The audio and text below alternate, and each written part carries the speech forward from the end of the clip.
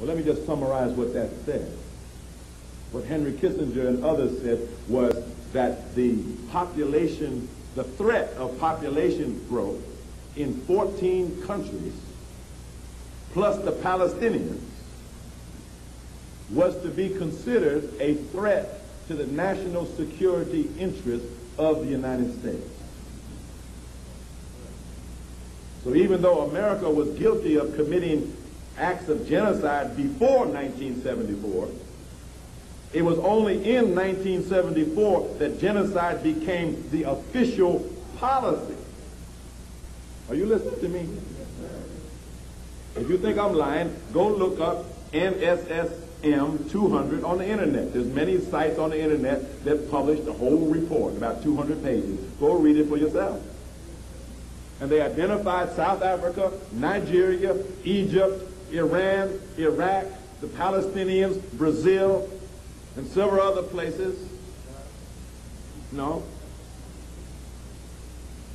as enemies.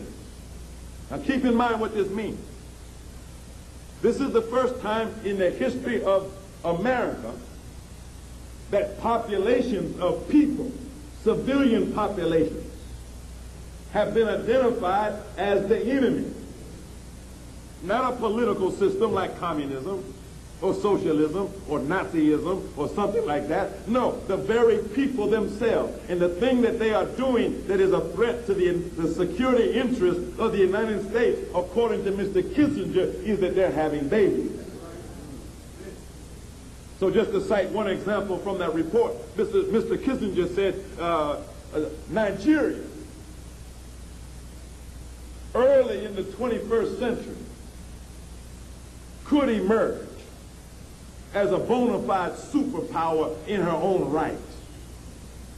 And the Nigerians, and not ourselves, might decide how best to utilize the natural resources of Africa. And they might decide that the natural resources of Africa should be used for African development and not the development of America and Europe. So therefore, the population of Nigeria became one of the enemies. Another example. Mr. Kissinger wrote that Brazil, which is the largest African country outside of Africa, with 70 million Africans, he wrote that sometime, I think in the year 2035, by the year 2035, it would be Brazil and not the United States that would be the superpower in the Western Hemisphere.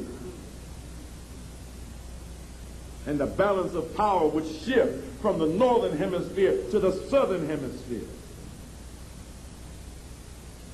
And so therefore, Mr. Kissinger, Mr. Bush, Mr. Scowcroft, and all of them said in unison that it must be in the national interest of the United States to reduce these populations by any means necessary. Carter, the peanut farming nuclear physicist, a nuclear physicist masquerading as a peanut farmer. So under his administration, they published a report called Global 2000, written by John D. Rockefeller. And they set a goal. In other words, the first study was showing what the policy should be. Global 2000 was the implementation phase. And they called for the reduction of the world's population down to 2 billion by the year 2000. So I'm just giving you the background so that you can understand how age fits in. How do you kill 4 billion people, in other words? So you never thought about that, probably, did you? You never thought about that, did you? You never thought about how you could wipe out an entire continent, have you? You haven't thought about that. So you're so wrapped up in yourself You think everybody sees the world the way you see it. They don't.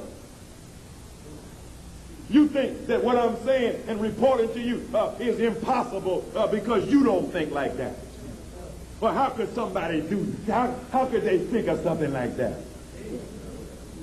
Well, what made you the standard of what people can think about? These people think about what's in their interest. They ain't worrying about what you think about it. See, black people sometimes, you're so arrogant. Yes, you are. You're so arrogant. See, because you're so black that you don't even think about what it must be like to be white.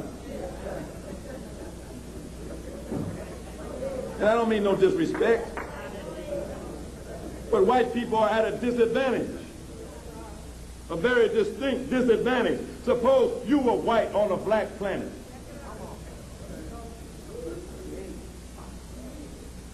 That's why you have things like apartheid and Zionism and segregation.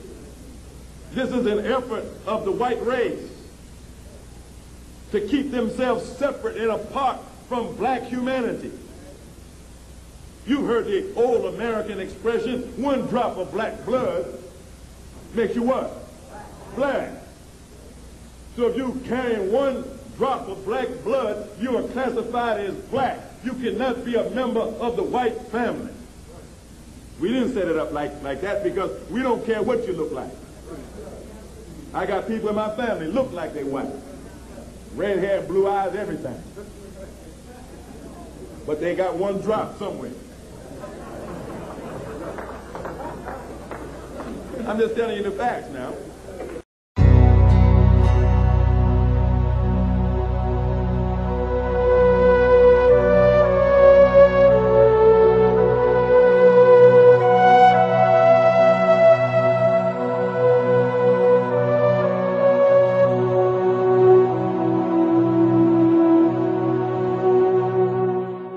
Hello and welcome. As the anticipated July release date for Baxter's H1N1 flu pandemic vaccine approaches, an Austrian investigative journalist is warning the world that the greatest crime in the history of humanity is currently underway. Jane Burgermeister has recently filed criminal charges with the FBI against the World Health Organization, WHO, the United Nations, UN, and several of the world's highest-ranking government and corporate officials concerning bioterrorism and attempts to commit mass murder. She has also prepared an injunction against a forced vaccination, which is being filed in America. These actions follow the charges that she filed in April against Baxter AG and Avio Greenhills Biotechnology of Austria for producing contaminated bird flu vaccine, alleging this was a deliberate act to cause and to profit from a major pandemic. This is a summary of the charges and allegations that were filed with the FBI in Austria on June 10, 2009. In such charges, Burgermeister presents extensive evidence of the described acts of bioterrorism that is in violation of U.S. laws, perpetrated by a group operating within the U.S. under the direction of the international bankers who control the Federal Reserve, as well as the WHO, the UN and also NATO. This bioterrorism program is for the primary purpose of carrying out a mass genocide against the U.S. population by the use of a genetically engineered flu pandemic virus with the intent of causing death. This group has annexed the highest of governmental offices in the U.S. Specifically, evidence is presented that the following defendants: Barack Obama, the U.S. President; David Nabarro, UN System Coordinator for Influenza; Margaret Chan, Director General of the WHO; Kathleen Sebelius, Secretary of the Department of Health and Human Services; Janet Napolitano, Secretary of the Department of Homeland Security; David D. Rothschild, IMF World Banker; David Rockefeller, International Banker; George Soros, International Banker; Werner Faymann, the Chancellor of Austria; and Alois Toger, the Austrian Health Minister, among many others.